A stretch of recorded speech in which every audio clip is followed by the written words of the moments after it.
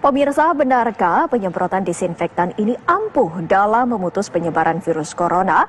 Berikut penjelasan dokter spesialis paru Rumah Sakit Persahabatan, Dr. Erlina Burhan.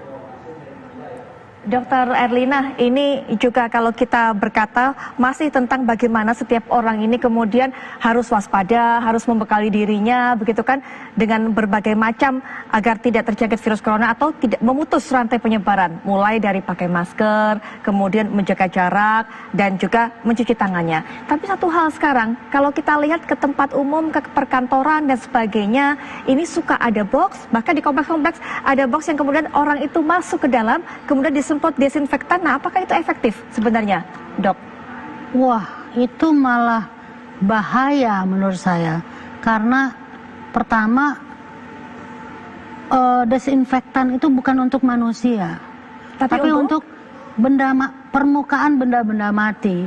Jadi kan kita tahu nih, penularan ada yang langsung lewat droplet, orang sekitarnya kena kalau jaraknya kurang dari 1 meter, atau lewat kontak tidak langsung itu adalah dropletnya, virus yang ada di droplet itu di permukaan meja, kursi. Jadi seperti contoh, saya mungkin batuk, kemudian tadi air liurnya dropletnya menempel di meja. Nah itulah gunanya di desinfektan. Iya, gitu. Mejanya yang dibersihin, atau tombol lift, atau buat pegangan tangga, pegangan pintu. Ya itu yang diberi desinfektan, bukan manusia.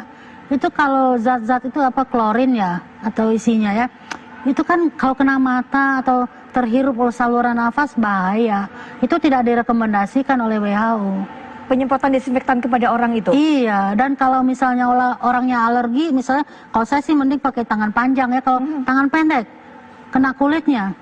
Jadi itu tidak baik untuk kulit, untuk mata, untuk saluran nafas. Baik, atau mungkin begini dok, karena kan virus-virus itu menempel di baju kita, kemudian mungkin kalau kita bawa tas di tas kita, dan di berbagai permukaan di tubuh kita. Jadi kemudian ketika masuk desinfektan, memang instruksinya adalah tahan nafas biasanya dan juga menutup mata. Nah, kemudian disemprot itu artinya mungkin untuk itu kan orang nggak selalu bisa tahan nafas dengan benar, tutup mata. Nanti kalau ada di permukaan kelopak mata dia klip-klip, perih juga. Jadi intinya kalau virus itu di permukaan, kalau tersentuh oleh kita, yang penting adalah cuci tangan. Baik. Satu hal lagi, jangan pegang-pegang mata, hidung, wajah, mulut, itu yang mesti dicegah. Bukannya tubuh kita disemprot. Kalau kita khawatir di kulit, dia nggak akan jadi penyakit di kulit, dia nggak bisa tembus kulit. Virus itu ya. Baik. Dan kalau misalnya kita khawatir ada di baju, lalu kita sentuh baju, kemudian pegang-pegang muka, nah barangkali bisa dicari cara lain. Contohnya kami di rumah sakit ya. Kalau di rumah sakit kita punya baju khusus. Sekarang nih karena gara-gara COVID ini ya, ganti baju di rumah sakit pakai baju itu. Kalau pulang ke rumah bajunya ganti lagi. Iya. Itu salah satu hal ya dok. Iya, jadi Viola nanti pulang ke rumah ganti baju. Langsung ganti baju. Ya baju ini tinggalin di studio gitu. Iya.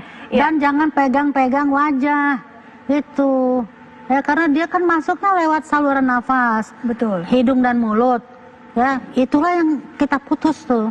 Bukannya orang-orang disemprotin ya bahaya, itu nggak betul ya. Baik, nanti kita lanjut.